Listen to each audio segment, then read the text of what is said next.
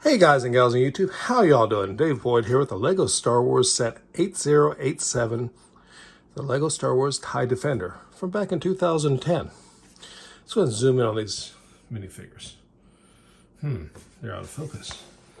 And my tripod makes way too much noise. Here we are. Here's a TIE pilot. Passable printing on the chest. A little bit of printing for a belt. And then just black legs. No side printing. No back printing, no helmet on the back, but in the front got these nice looking, pretty nice looking helmet all in all. Detail's good. Pull the head off. You notice he doesn't have printing really for a face. Oh, well, let's see, hold on. He was sitting sideways, there he is. Now he's pointing forward. Similar printing to the rear.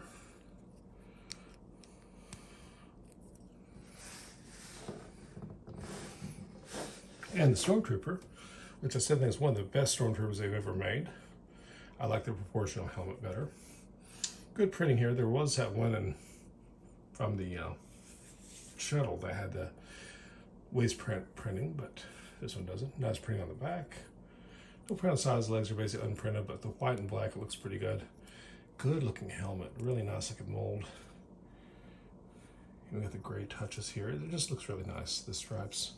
When you pull it off, you'll notice a similar head to that of the TIE pilot. In fact, these heads are actually interchangeable.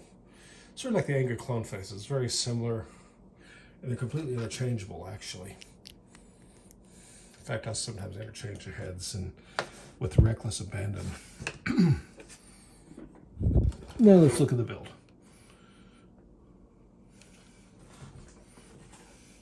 Let's back the camera off just a bit. There we are.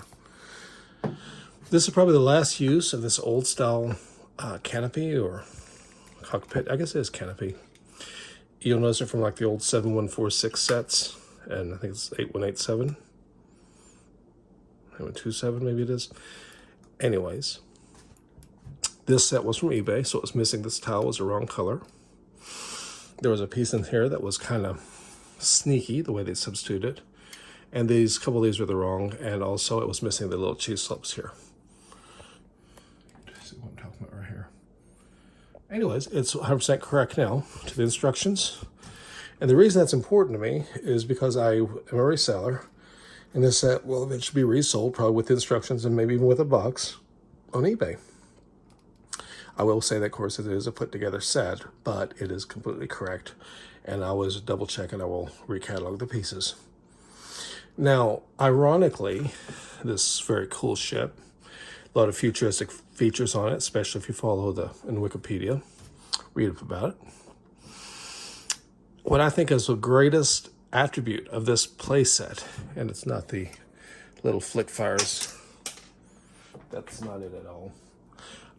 One of the greatest, what I feel is a play feature of this set is actually not correct.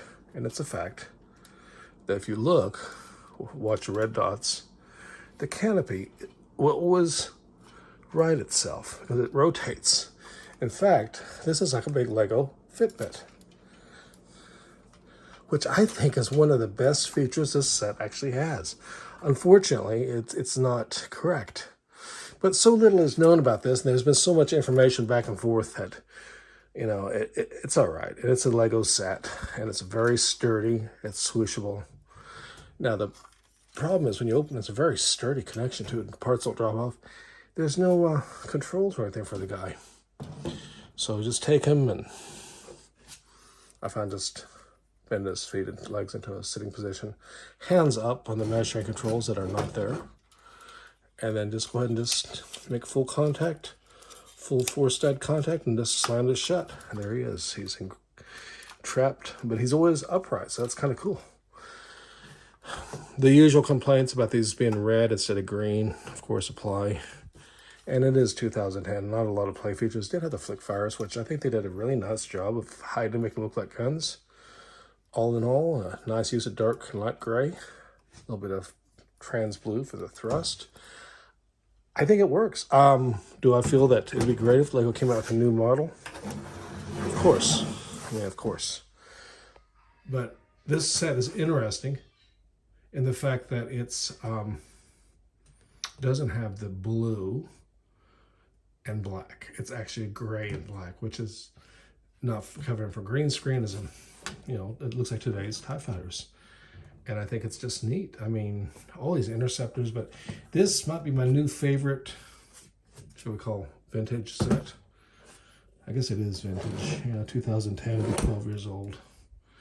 But let me know down below, if you like this set, if you're going to look for it, if you already have it, you're going to piece together one. Still sealed in the box. They're hovering around the $200 mark on eBay generally.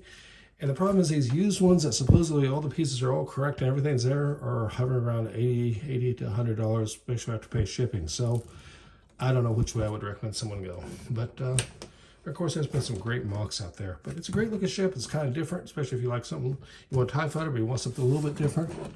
This is kind of cool. And like I said, one of the biggest criticisms people have about it, I think it's one of the greatest things about this set, personally. But then, you know what, I'm 50 years old, and I probably just don't know anything. Anyways, appreciate the views out there.